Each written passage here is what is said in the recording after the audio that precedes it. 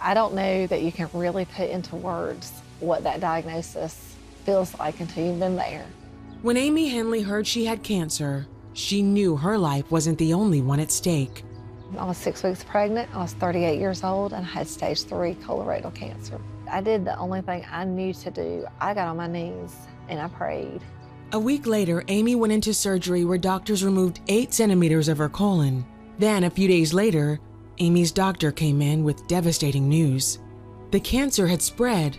They could treat it with chemo, but it would come at a cost. She told me that I had a 45% chance of survival if I had an abortion. Without an abortion, I had no chance. Other doctors agreed, but abortion was not an option for Amy and Bobby. What gives us the right to kill an unborn baby?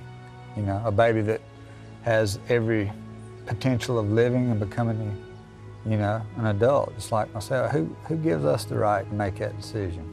And so many people will say to you, oh, I'm pro-life, except. Well, I don't believe in that exception.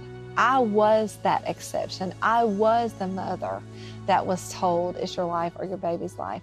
The couple sought out a second opinion.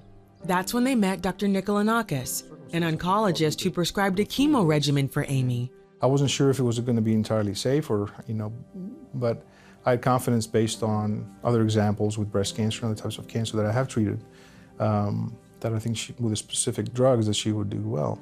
It's a different cancer than what some of the other studies he was looking at was different, but he said, I think it might work, and I won't make you any promises, but I will treat you if that's what you want. Amy was 14 weeks pregnant when she started the treatments, but she and Bobby knew the outcome depended on God. We were constantly praying. Prayer was a part of every day. I had people come up to me that I'd even know on the street that had heard about our situation and say, hey man, can I pray with you? And so they'd come and pray with me. Maricia Parker, Amy's nurse during treatments at Athens Regional Medical Center, was touched by the couple's faith. And I can just remember her husband saying, we already love this baby. And that just hit me really hard, that, you know, they already love this baby and they're gonna, you know, go through this really hard thing.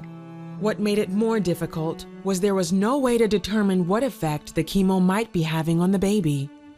There were no guarantees what could be happening to the baby, but we had a peace about it. Even Amy's OBGYN, Dr. Sepisi, knew the baby was in God's hands.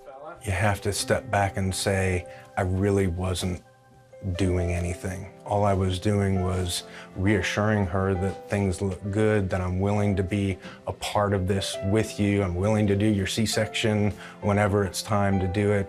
After Amy endured 11 rounds of chemo, it was time for her scheduled C-section.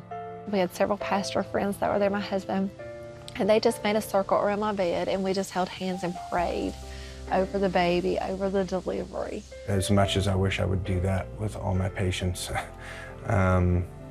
it certainly was very profound that morning that that's something that we needed to do. And it made sense with everything that was leading up to that point, that we needed to continue to remind ourselves to give God the glory in all of that.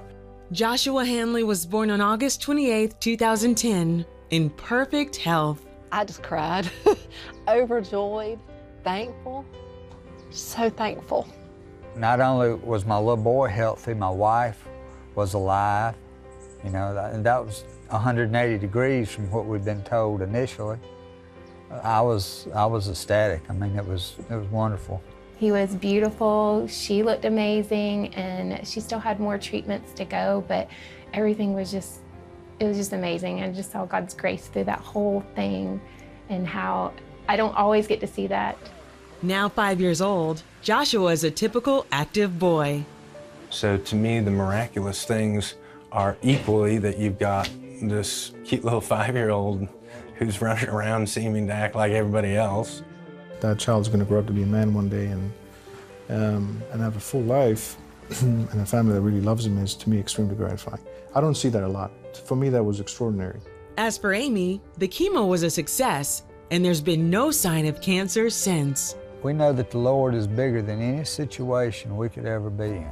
It doesn't matter what's going on. If you're in the Lord's will, you're in the safest place you can be, regardless of the outcome of anything. If you're in God's will, that's where you want to be.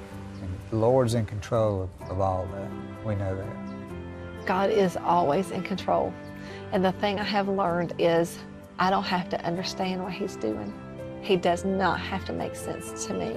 I just know God sees the beginning and He sees the end. He's got it all worked out, and I trust that His will is perfect. And there is a peace in that. And He can be trusted to take care of the circumstances, even when they don't make sense to us. Trust Him.